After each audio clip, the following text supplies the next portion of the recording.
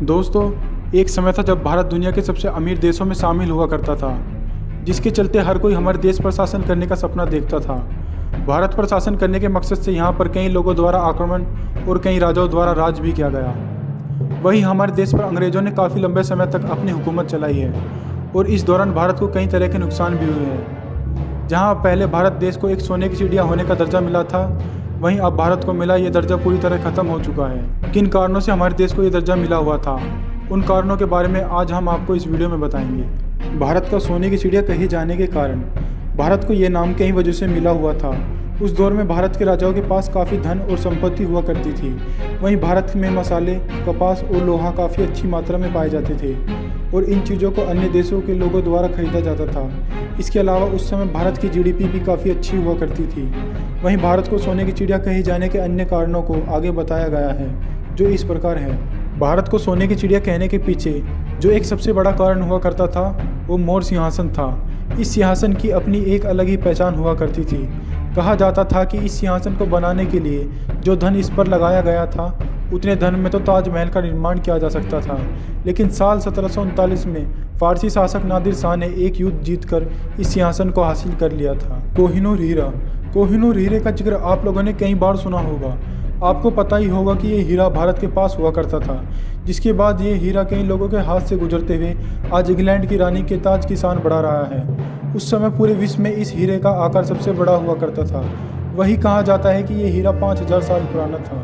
भारत के उस्मान अली खान थे दुनिया के सबसे अमीर आदमी। हैदराबाद के शासक उस्मान अली खान को टाइम मैगजीन द्वारा साल 1937 में दुनिया का सबसे अमीर आदमी घोषित किया गया था।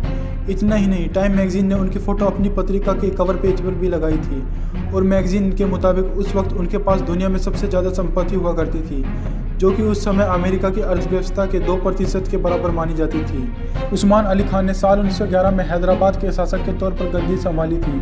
आंध्र प्रदेश, कर्नाटक और महाराष्ट्र राज्य उस वक्त हैदराबाद का ही हिस्सा हुआ करते थे। निजाम की शान और शौकत देखकर उस समय भारत में राज करने वाले ब्रिटिश इंडिया भी हैरान रह गई थी। कहा जाता है कि उनके पास कई तरह के हीरे हुआ करते थे। निजाम इतने अमीर थे कि उनके पास हीरे की गोल्फ की गेंद हुआ करती थी। वहीं इस वक्त इस हीरे को दुनिया में 5वां सबसे बड़ा हीरा नामित किया गया है और इसकी कीमत 10 करोड़ रुपए के आसपास बताई जाती है। इतना ही नहीं, निजाम ने साल 1947 में ब्रिटिश की रानी को उनकी शादी में हीरे का हार तोहफे में दिया था, जिस हार को निजाम ऑफ हैदराबाद के हार के नाम से आज भी जाना जाता है। इसके अलावा दूसरे विश्व युद्ध के दौरान उन्होंने ब्रिटिश की मदद करने के लिए उन्हें 2 लड़ाकू जहाज दिए थे और उनकी इस मदद के लिए उनको साल 1946 में ब्रिटिशों ने सम्मानित भी किया था। उस्मान अली खान के पास अपनी खुद की मुद्रा भी थी, जो कि हैदराबाद में चलती थी। उस मुद्रा को उस्मानिया सिक्का कहा जाता था। इसके अलावा स्टेट बैंक ऑफ हैदराबाद उनके शासन के काल में ही खोला गया था।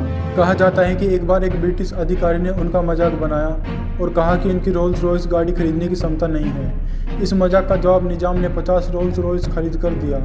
इतना ही नहीं, इन गाड़ियों का प्रयोग वो कूड़ा उठाने के लिए किया करते थे। उस्मान अली खान के शासन के बारे में जानकर आपको अंदाज़ा हो ही गया होगा कि उनके पास काफ़ी दौलत हुआ करती थी। वहीं भारत को सोने की चिड़िया होने का दर्जा मिलने के पीछे एक कारण उनकी दौलत भी हुआ करती थी। भारत के राजाओं की मेहनत। भारत के महान शासकों ने अपने शासनकाल में अपने अपने राज्य की तरक्की के लिए कई कार्य किए, जिससे कि उनका राज्य हमेशा से धनी रहा करता था। कहा जाता है कि मुगल शासन के दौरान देश की आय ब्रिटेन के पूरे राजकोष से भी बड़ी थी। इसके अलावा भारत में ही सबसे पहले वस्तु विनिमय प्रणाली चलती थी। भारत कई चीज़ों का आयात और निर्यात भी किया करता था। भारत देश शुरू से ही हर चीज़ को लेकर धनी रहा है। हमारे देश में खेती के जरिए कई चीज़ों का उत्पादन कई वर्षों से किया जा रहा है। वहीं भारत की ज़मीन पर कई मात्रा में सोने और हीरे भी पाए जाते थे। वहीं भारत में मौजूद इन्हीं चीज़ों को अंग्रेज़ों और दूसरे देश के राजाओं द्वारा लूट लिया गया और जिसके कारण हमारे देश को काफ़ी हानि हुई। अगर भारत में इन लोगों द्वारा शासन नहीं किया जाता तो शायद आज हम ये कह सकते कि भारत एक सोने की चिड़िया है। लेकिन समय के साथ साथ भारत का स्थान दुनिया में कम होता चला गया और ये सवाल पीछे छोड़ गया कि भारत को सोने की चिड़िया क्यों कहा जाता था।